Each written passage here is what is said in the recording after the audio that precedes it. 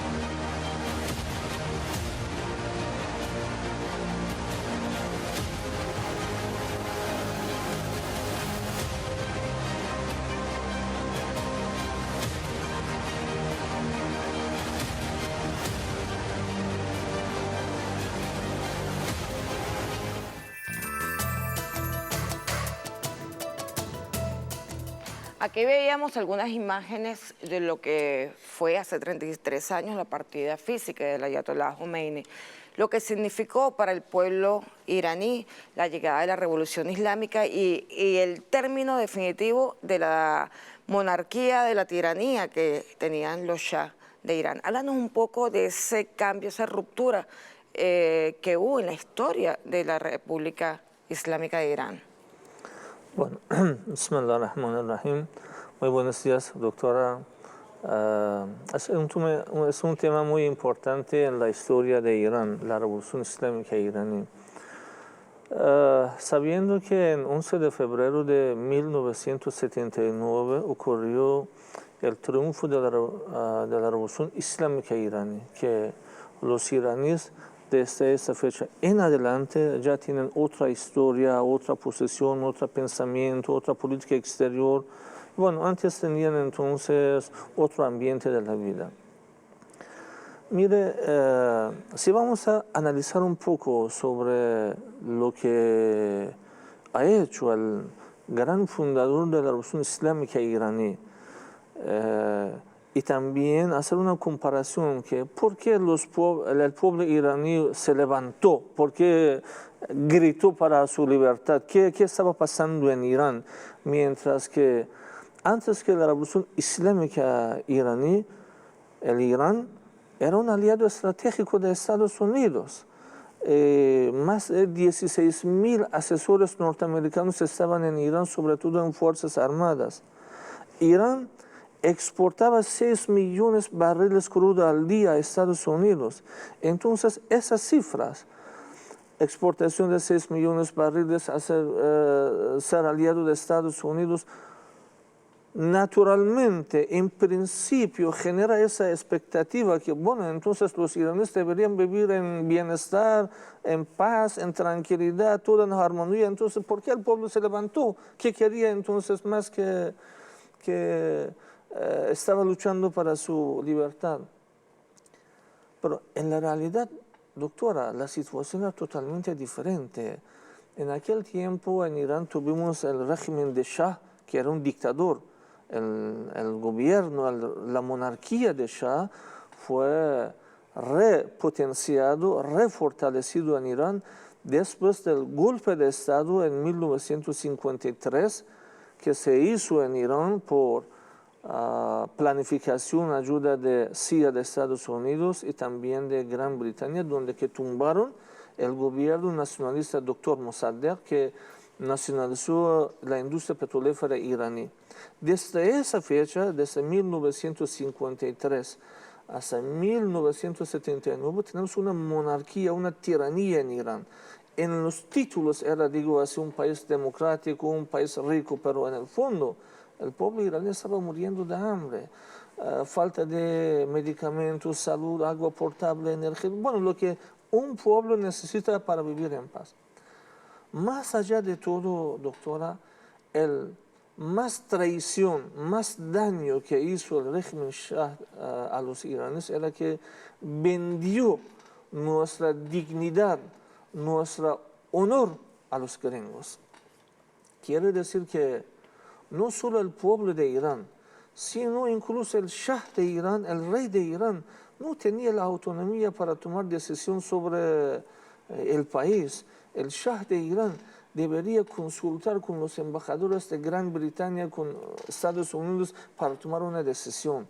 Y qué peor para un pueblo que el máxima autoridad del país sea esclavo de los extranjeros, que los extranjeros dictan al Shah que, bueno, quién debe ser el primer ministro, quién debe ser el ministro, de dónde tienes que comprar alimentos, de dónde tienes que llevar, digo, hacia el dinero, los recursos del país.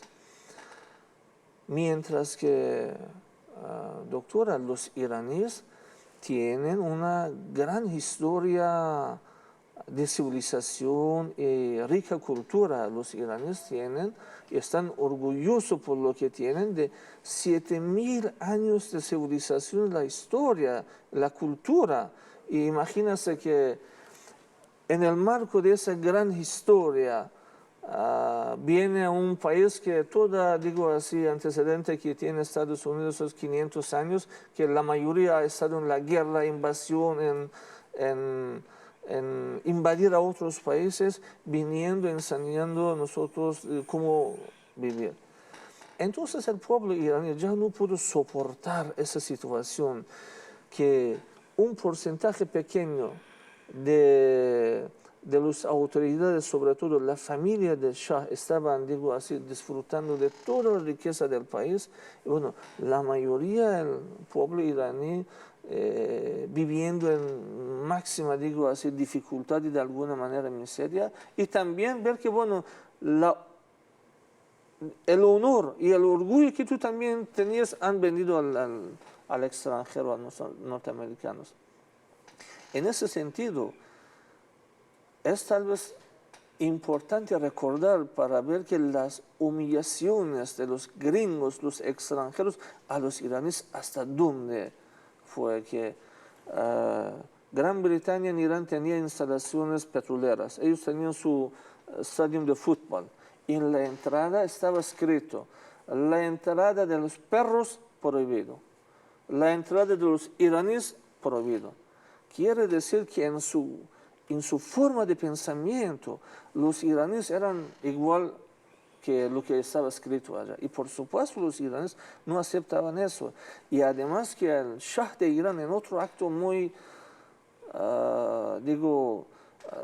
de traición al pueblo iraní, firmó un convenio con los gringos que cualquier norteamericano que cometía cualquier crimen en Irán, la justicia iraní no podía tocarlo.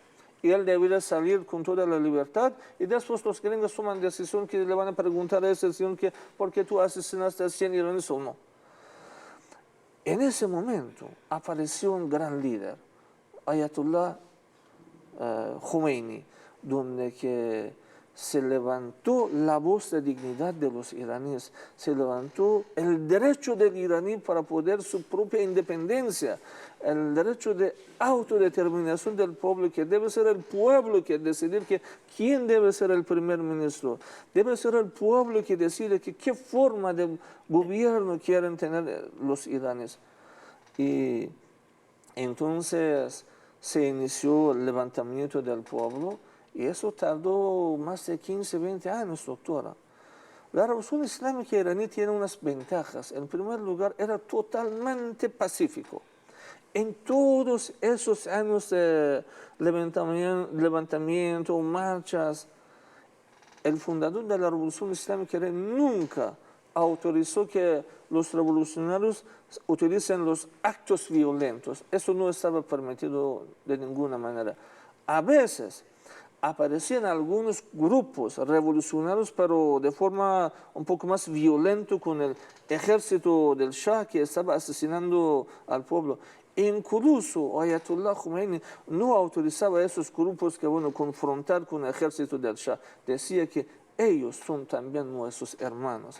Tenemos que hablar con ellos y aumentar la conciencia de ellos para que sepan que es el mismo pueblo que ellos están entonces viviendo con el pueblo. Y al fin, la experiencia dice que ese gran líder, ese gran sabio tenía el derecho porque en los últimos años de la lucha del pueblo eran muchos oficiales, soldados del ejército que salían del ejército y viniendo acompañando al pueblo iraní, apoyando la Revolución Islámica iraní. Y bueno, de esa forma los iraníes entonces pudieron lograr la Revolución Islámica iraní. Pero lo que en el mundo político, doctora, se ve es que los políticos tienen desgaste social, político, que tú ves que el presidente viene, por ejemplo, con 65% del apoyo. Ya hay un natural desgaste. Eso es normal. Pero en el caso del líder supremo de la Revolución iraní, Imam Khomeini, tú lo ves al revés. Él cuando entró a Irán, después de unos años que fue expulsado del país, lo reciben los iraníes, casi 3 millones iraníes van desde el aeropuerto hasta su casa en la fila de recibir, dar bienvenida. En el día de su partida, después de casi 10 años como que estaba como el líder supremo de la revolución, 25 millones de personas acompañaron en su ceremonia de despedida del líder. Demuestra que ese líder no solo no tuvo desgaste, digo así, político, sino como los líderes que vienen del pueblo gobiernan a los corazones de los pueblos, entonces el pueblo nunca traiciona a los líderes. Lo que hemos visto aquí en Venezuela. Yo estuve aquí cuando la partida, digo así, del comandante Eterno Chávez. Bueno, unos días los venezolanos estaban en la fila para poder ir a despedir a su presidente, a su comandante. Y eso es, digo así, un líder real que gobierna los corazones, es así. Lo que hizo Ayatollah Khomeini en Irán, lo que hizo el comandante Eterno Chávez aquí en Venezuela y algunos otros líderes en el mundo. Digamos que uno de los aportes importantes al nivel del derecho internacional y que hoy sigue siendo una actividad presente a nivel mundial, cada día más acompañada por diferentes pueblos, diferentes luchas, es digamos que haber institucionalizado el Día de Al-Quds. Háblanos un poco de esa faceta del Ayatollah Khomeini en relación a la protección de vida y a la denuncia y condena que había que hacer respecto a lo que está ocurriendo en Palestina. Bueno, mira, durante el régimen de Shah de Irán, Israel también era un aliado estratégico de Irán y tenía su embajada en Irán, tenía sus asesores militares. Inteligencia iraní fue entrenado por el Mossad. Fueron los agentes de Mossad que entrenaron a la inteligencia iraní cómo torturar a los revolucionarios. Bueno, viene el fundador de la Revolución Islámica iraní con una visión muy amplia, humanista, donde dice que esa Revolución Islámica iraní pertenece a todo el mundo.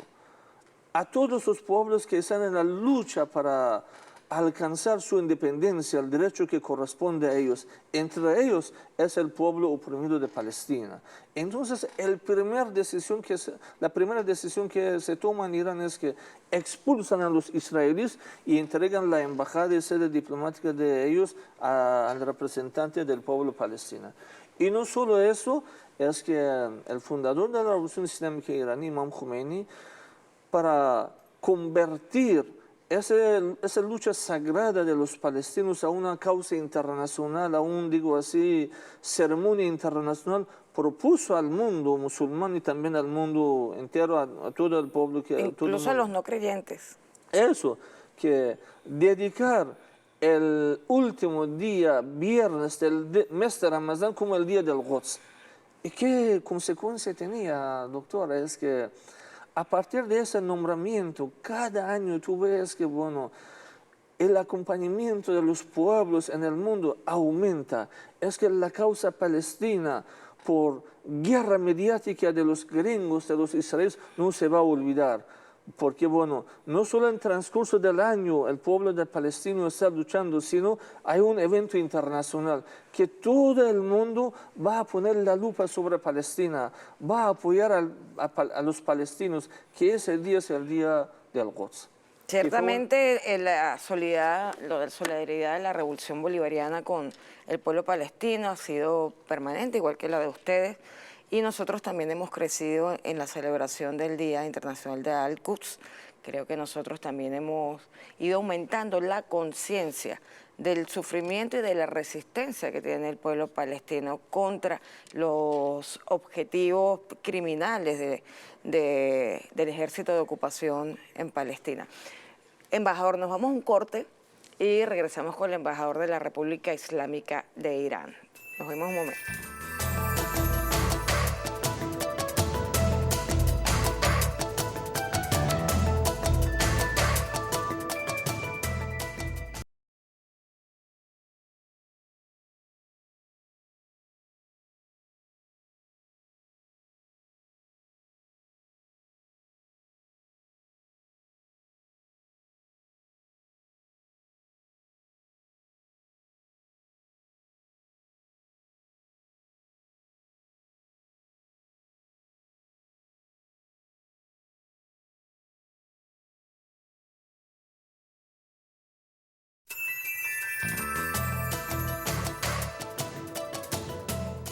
Continuamos conversando en La Balanza con el embajador Oyatollah Soltani, embajador de la República Islámica de Irán en Venezuela y quien nos ha acompañado además desde hace mucho tiempo.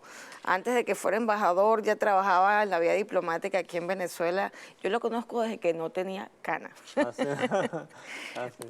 Estábamos conversando, embajador, de algo muy importante, ¿no? Que es para conocer la actualidad y digamos que dar los aportes de lo que está ocurriendo hoy. Siempre es bueno de vez en cuando revisar la historia, ¿no? Ya revisamos muy por encima, había mucho que decir, había mucho que analizar, hay mucho que evaluar, pero hicimos un pequeño homenaje al imán Khomeini, al Ayatollah Khomeini, con este recordatorio que se hizo por 33 años de su partida física. Pero hay un evento también que dentro de las relaciones bilaterales, en este caso la relación Venezuela-Irán, fue muy importante. Y fue un momento crucial en que la República de Venezuela necesitaba el apoyo de la República Islámica de Irán. Estamos hablando recientemente de la necesidad que teníamos de combustible. Producto de las medidas coercitivas criminales, no teníamos cómo adquirir los insumos para seguir produciendo y refinando petróleo y tuvimos la oportunidad de encontrarnos con la posibilidad de que ustedes de forma valiente atravesaran varios océanos hasta llegar a Venezuela con 5 buques cargados de combustible y de insumos para la industria petrolera venezolana y poder abastecer el mercado nacional y los requerimientos en plena pandemia, porque además fue en plena pandemia. Hay un tema interesante que yo invito a que las personas se distribuya, además lo ha dicho el presidente Nicolás Maduro, el libro del secretario de Defensa, el exsecretario de Defensa, Mark Esper.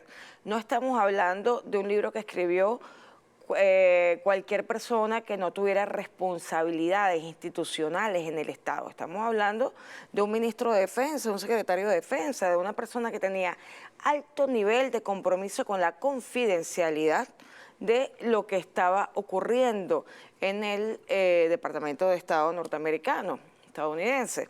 Mark Esper, luego de su salida como funcionario de defensa, hace un recorrido y en el libro tiene varios capítulos dedicados a Irán. La guerra de Irán-Irak, luego habla de la guerra de Irán dentro de Irak, cuando se estaba apoyando con la Guardia Republicana la defensa del pueblo iraquí en contra de las milicias norteamericanas, de los mercenarios y de los grupos terroristas como ISIS y Daesh. Habla también de cómo ordenaron asesinar al general Qasem Soleimani, quienes participaron en esas reuniones, pero particularmente relacionándolo con ese apoyo en ese momento crucial de los buques iraníes a Venezuela. Allí relata las reuniones que se dieron para impedir militarmente la llegada de los buques. Había una amenaza real. Yo voy a pedir, antes que comience usted a desarrollar, embajador, todo el relato sobre lo que vivimos en aquel momento y la información que usted tiene sobre las amenazas reales, yo voy a pedir un video para que recordemos ese momento de la llegada de los buques que emocionó al pueblo venezolano, porque además se rompía una línea contra el hegemón. Era una línea roja que nos habían impuesto desde Estados Unidos y logramos, gracias al pueblo y el gobierno de Irán, romper con el hegemón en ese sentido. Permítanos, director, el video, por favor.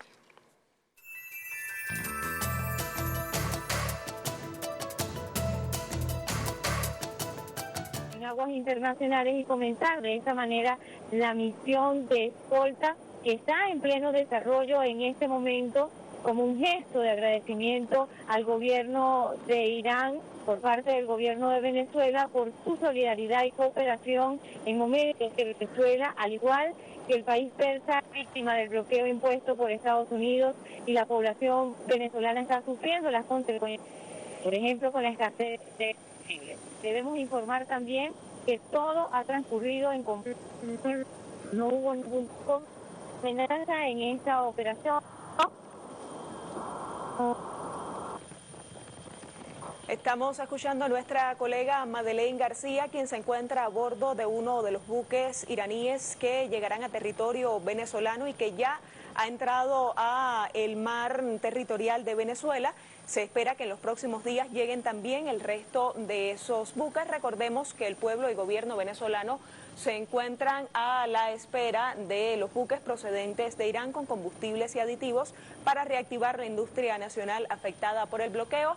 Estábamos escuchando a nuestra colega Madeleine García a bordo de una de estas naves venezolanas que hacen el proceso de recibir de manera formal a estas naves iraníes con combustibles y aditivos para reactivar la industria nacional bolivariana afectada por el bloqueo. En este contexto, el gobierno de Estados Unidos, presidido por Donald Trump, había amenazado a través de un alto funcionario que desde el Ejecutivo se pensaban tomar serias medidas contra los buques iraníes cargados de gasolina para abastecer a Venezuela. En respuesta a Washington, el ministro de Relaciones Exteriores de Irán, Mohammad Javad Zarif, envió una misiva al secretario general de Naciones Unidas, Antonio Guterres, donde acusaba a Trump de ejercer la piratería, las amenazas ilegales, peligrosas y provocativas de Estados Unidos, que son un tipo de piratería que supone un gran riesgo para la paz y la seguridad internacionales. Estábamos escuchando a nuestra colega Madeleine García, quien nos contaba cómo ha sido el proceso de recibimiento formal por parte de la Armada venezolana a estos buques iraníes que se espera lleguen al territorio nacional en los próximos días. Una de estas embarcaciones ya estaba en el mar territorial de Venezuela. Compartimos la información que se ha...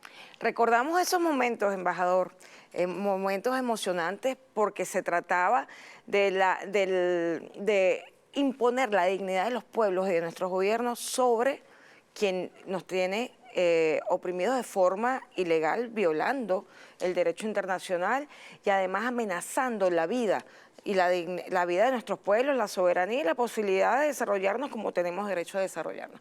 Háblanos ustedes de esa experiencia, de los documentos que ya se han hecho públicos, de los comentarios que ya han sido públicos por parte de autoridades de Estados Unidos en relación a qué planes había contra Irán en ese momento cuando se trasladaba hacia Venezuela.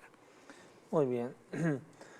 Mire, la llegada de esos buques, yo lo que quiero decir que en primer lugar no fue romper las sanciones económicas, guerra económica sobre Venezuela.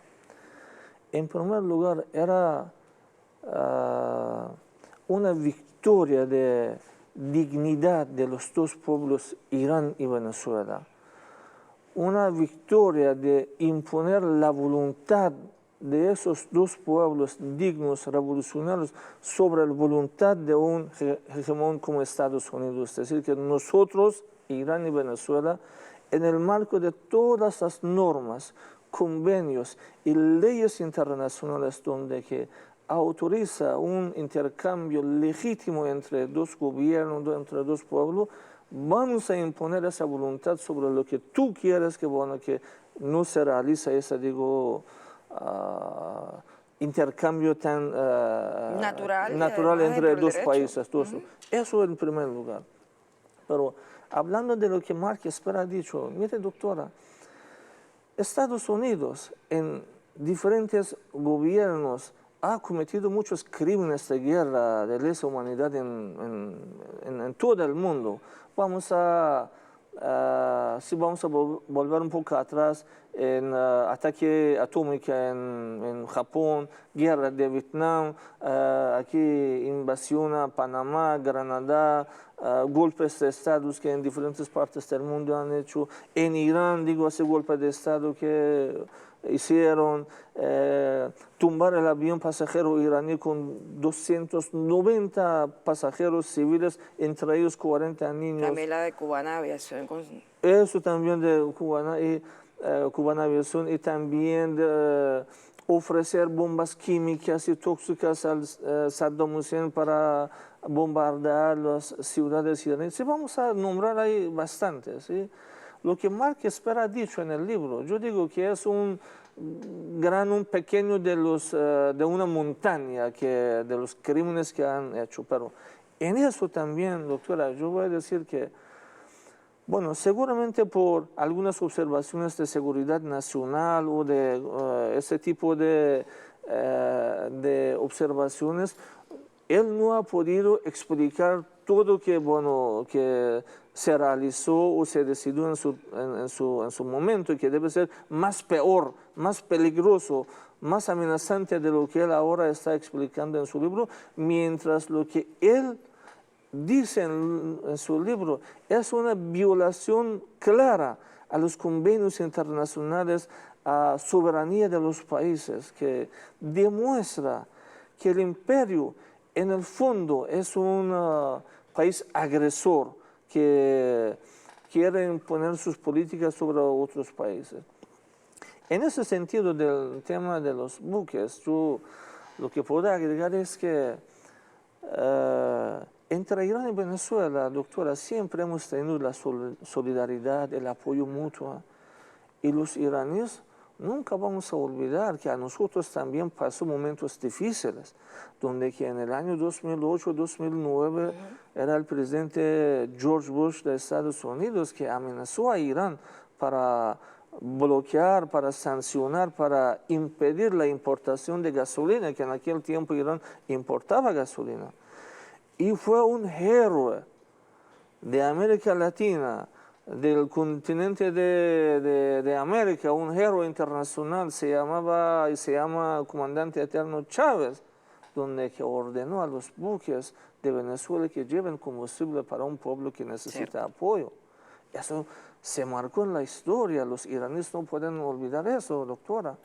Y bueno, como aquí tan lindo dicen, amor con amor se paga, cuando que en 2020, cuando que el querido pueblo de Venezuela, por las consecuencias de esa guerra económica, guerra sucia y sanciones injustas de Estados Unidos, necesitaban ese apoyo y eso estaba al alcance de los iraníes hacerlo, sabiendo para nosotros era bastante real cualquier, digo así, invasión de los norteamericanos con los buques iraníes. Eso nosotros sentíamos que, bueno, en cualquier momento puede ocurrir algo y seguramente los iraníes iban a defender de su dignidad, de su honor y de su soberanía. Entonces Irán estaba en punto, en peligro de entrar a una guerra con los norteamericanos en caso que tocaban nuestros tanqueros, pero siempre hay unos valores mucho más importantes, esos valores humanos, solidaridad, apoyo mutuo.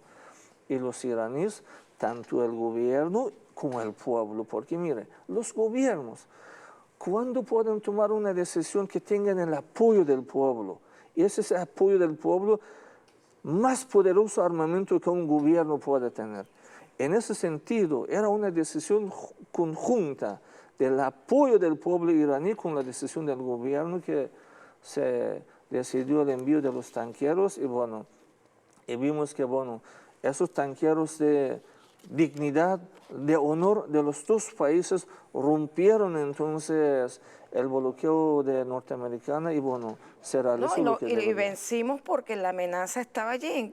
Incluso hubo diferentes formas para presionarlos, no solamente militarmente, sino que hubo extorsiones. Usted estaba contándome ahorita, ¿cómo fue eso de la extorsión? Sí, fíjese, los norteamericanos, los gringos, doctora, para ellos no existen principios morales, humanos, no existe. Solo el objetivo, a cualquier precio, cuesta lo que cuesta, ellos quieren alcanzar el objetivo político y económico que han planificado. En ese, digo, es el envío de los tanqueros. Los gringos incluso trataron de comprar los capitanes y los tripulantes iraníes en los buques. Les ofrecieron unos millones de dólares que mira, te vamos a dar nacionalidad norteamericana, te vamos a pagar eso, te vamos a dar todo lo que tú necesitas, pero que por favor no te vayas a Venezuela y traigas el buque donde que nosotros... En plenas aguas internacionales. En plenas aguas internacionales, ofreciendo, pero bueno... El tripulante iraní, el capitán iraní como el venezolano era, digo, comprometido con su pueblo, con los valores sociales, políticos de su propio pueblo. Y por supuesto que no aceptaron la oferta. ¿Y qué pasó? Llegando a Venezuela, salieron en la lista de las sanciones de Estados Unidos, que bueno, ahora que no obedeces lo que yo te digo, te voy a castigar. Ahora estás sancionado, no puedes viajar a muchos países y bueno, unas dificultades que generaron para los tripulantes. Incluso el derecho de viaje, el derecho de vivir, el derecho de trabajo es un derecho que cualquier ser humano tiene. Pero bueno, esos tripulantes revolucionarios cumplieron con la orden que tenían, que bueno, que llegando aquí abrazar al pueblo de Venezuela y demostrar a los gringos que en esa batalla también los vencimos. Que definitivamente, embajador, Estados Unidos como Israel y sus aliados tienen códigos de conducta, como unos códigos de cómo proceder en la guerra, en sus maniobras, pero no tienen código de ética. No saben lo que es la ética. Entonces piensan que es posible comprar cuando hay ética, cuando hay un sistema de valores bien afianzado, y eso no va a ocurrir ni con la revolución islámica ni con la revolución bolivariana.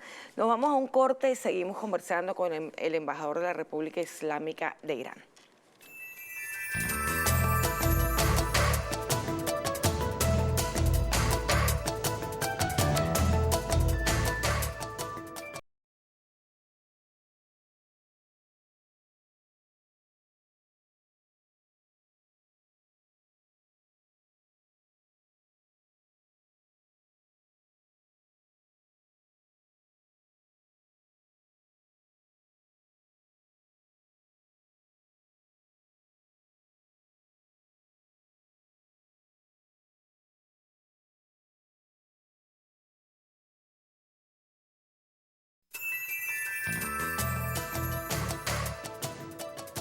Continuamos en la balanza, conversando además con mucho agrado con el embajador Soltani de la República Islámica de Irán, acreditado en Venezuela.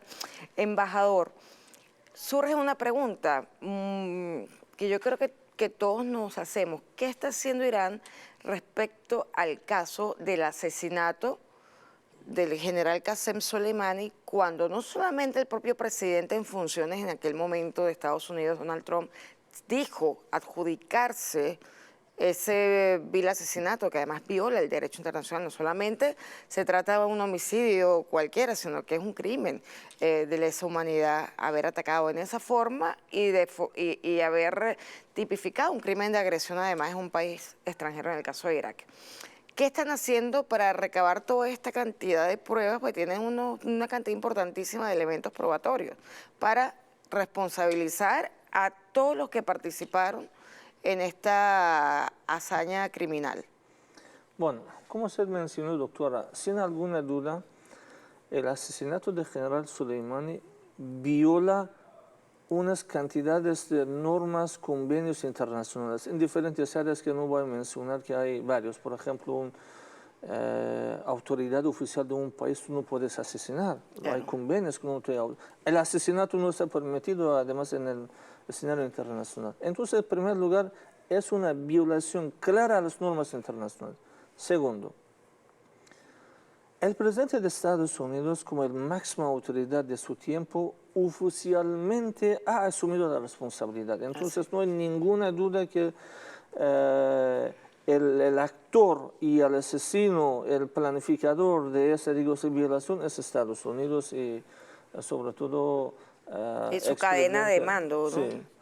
Entonces, bueno, lo que Irán ha hecho. En Irán tenemos un comité jurídico internacional, que es conjunto entre Irán e Irak, porque bueno, eran las autoridades iraníes que fueron asesinados en Irak. Bueno, conjunto entre... Ese comité está recogiendo informaciones, documentos, lo que bueno, debería presentarse a un tribunal, ¿sí? Y ha tenido varias reuniones, ha presentado algunos informes a algunas organizaciones internacionales y la idea, el objetivo es que, bueno, los que ordenaron, los que ejecutaron, los que estaban involucrados, digamos, en ese asesinato, deberían rendir cuenta ante la justicia de la República Islámica de Irán. Mire, eso es una lucha, doctora, de Irán en representación del mundo entero, donde que Irán quiere demostrar a los gringos que un iraní, un venezolano, un africano vale o tal vez más que un norteamericano. Mire, hay un lamentablemente mal pensamiento en los gringos que cualquier norteamericano que comete cualquier crimen en cualquier parte del mundo, el gobierno de Estados Unidos viene y presiona a tal país para liberar y nombran ciudadanos norteamericanos. Aquí en Venezuela hay unos mercenarios de los norteamericanos que vinieron aquí para asesinar, para robar, para secuestrar un presidente legítimo constitucional de un país. Son mercenarios que ellos mismos han confesado en televisión. Pero los portavoces de Casa Blanca, de Cancillería, dicen que, bueno, son ciudadanos que deberían liberarse. Ser extraditados. Eso. Entonces, lo que Irán está haciendo para enseñar a los norteamericanos, a los gringos, que, bueno, que si tú te cometiste algún crimen, deberías pagar la consecuencia. Y eso es la justicia que viene y te busca, y bueno, que tienes que rendir cuenta ante la justicia iraní. Inshallah sea pronto que se pueda llegar a esa justicia.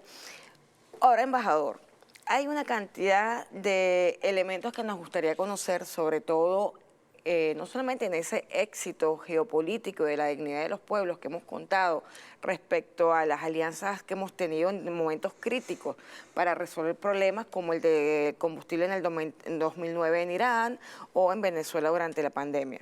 Hay una cantidad importante de acuerdos entre la República Islámica de Irán y la República Bolivariana de Venezuela desde el tiempo del comandante Chávez y desde el tiempo del presidente Ahmadinejad, que se hizo, digamos que unas alianzas extraordinarias para intercambio tecnológico, para intercambio de conocimientos científicos en todas las áreas, sobre todo de la energética. En este momento, en los últimos 3 años, 4 años, acuerdos en materia de turismo y otro tipo de acuerdos que están llevándose adelante, que son avances que ayudan a que nosotros como venezolanos, por supuesto, además de fortalecer la relación bilateral, podamos seguir creciendo en este modelo contra el bloqueo que lleva adelante el presidente Nicolás Maduro y todo el gabinete que, bueno, que tiene esta responsabilidad de evadir las medidas coercitivas unilaterales y generar otros modelos de producción también alternativos en Venezuela.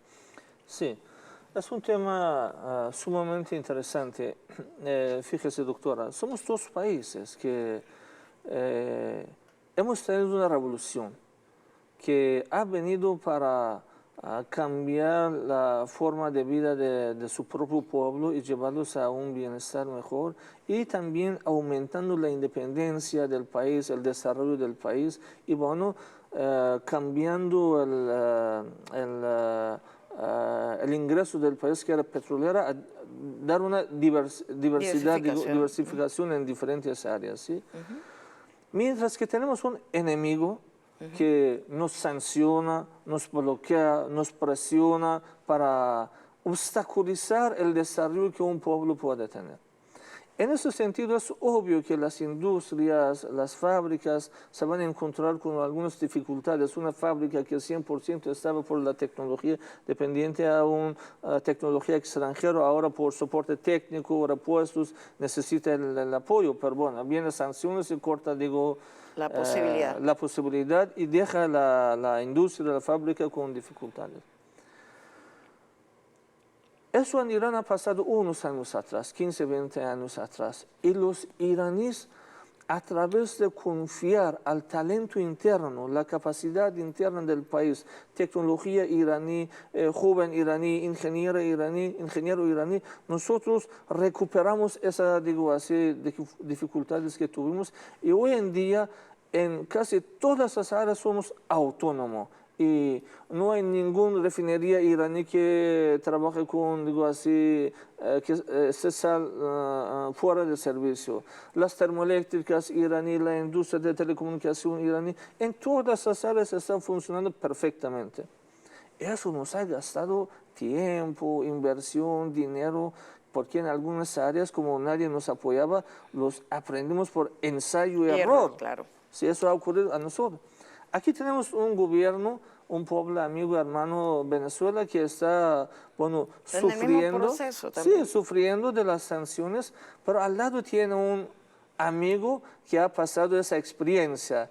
Y ahora los iraníes fácilmente pueden transferir esa experiencia, esa tecnología a Venezuela en diferentes áreas para, de alguna manera, reducir el tiempo de recuperación, digo así, de las dificultades por la consecuencia de guerra económica, y también bajar los costos porque no habrá el ensayo de error, ¿sí?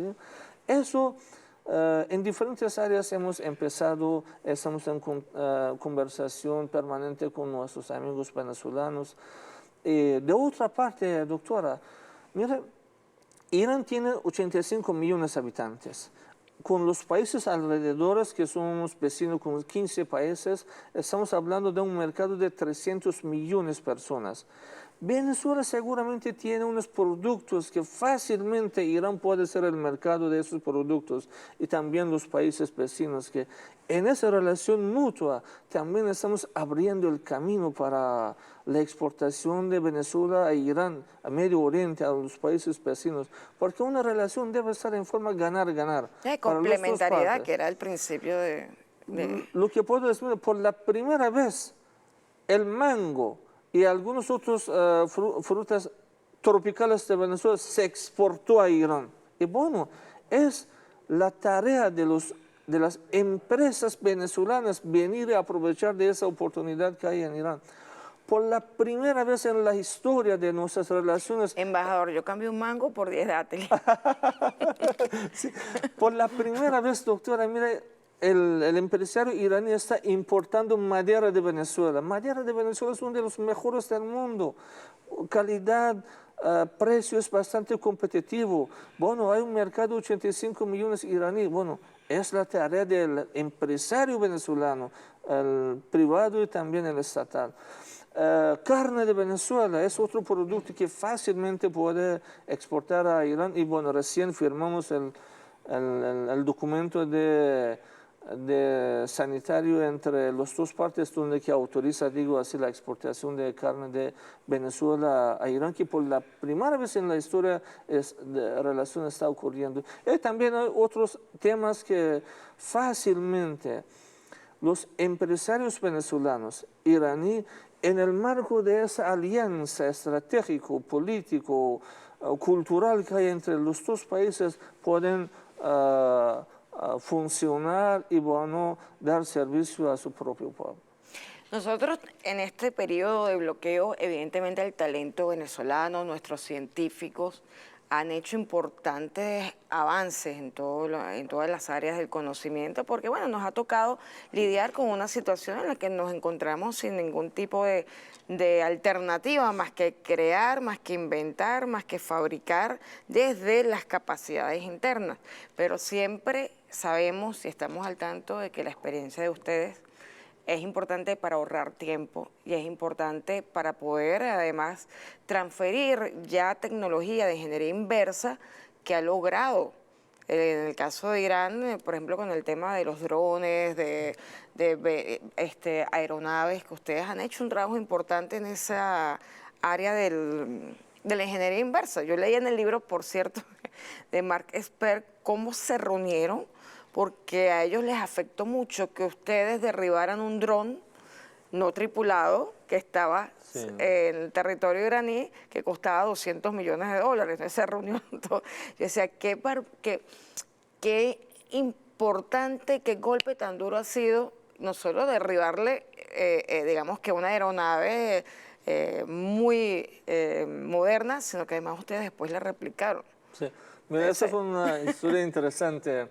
Porque mira, a veces, doctora, el imperio trata de inculcar en la mente de los pueblos que la tecnología de ellos es superior, que la fábrica de ellos produce mejor, pero por favor, confíen al talento interno, a sus propios jóvenes, que nuestros jóvenes, nuestros ingenieros no tienen nada menos que más. Ese tema que usted mencionó, que Mark Esper tiene en su historia, es un tema real, de competencia tecnológica entre Irán y con los gringos, donde que ellos reclaman que fabrican drones invisibles, como el Global Hawk, que cuesta $220 millones. Nosotros hemos anunciado que nosotros fabricamos radares que detectan los drones invisibles. Bueno, cada quien tiene un reclamo, ¿sí? Y por supuesto eso en una práctica real tú puedes entender cuál es más correcto. Bueno, ellos envían su dron invisible a nuestro territorio y nosotros detectamos el dron y con un disparo, digo así, de misil antiaéreo que bueno, cuesta $600.000, derribando un dron de $220 millones. Y en una, digo así, confrontación real, demostramos a los gringos, al mundo, que la tecnología iraní es superior que los norteamericanos, que el ingeniero iraní ha trabajado mejor que ellos, que el profesor de la universidad iraní ha tenido mejor entrenamiento a sus, digo así, alumnos que los norteamericanos. Eso, doctora, puede ocurrir en toda parte del mundo, aquí en Venezuela, en Asia, en África, solo que tenemos que confiar a lo que tenemos. Y es importante decir, doctora, que aquí en Venezuela, a veces que tengo algunas visitas en reuniones con algunos ingenieros venezolanos en algunos proyectos, eso he visto varias veces en verdad, que los venezolanos en algunas áreas industriales que nosotros hemos visitado, hemos visto que ese ingeniero, ese trabajador tan noble, tan revolucionario, con mínimas cosas que tenía, digo así, en su alcance, ha hecho grandes cosas. Eso demuestra que entonces, si ese ingeniero, ese trabajador tenga un poco de apoyo tecnológico, un poco de herramientas, puede hacer un milagro. Así es. Tenemos que creer y también apoyar ese pensamiento que nosotros somos superiores que ellos, nosotros somos mejores que ellos. Así es. Nosotros nos tenemos que despedir. Gracias por la visita, embajador Soltani. Gracias por compartir su reflexión.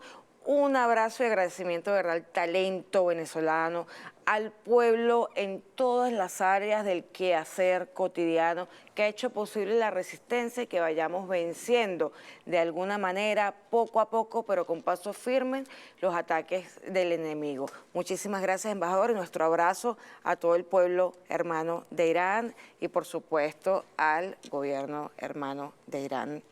Gracias por doctora. habernos acompañado. Gracias, doctora. Gracias a usted también.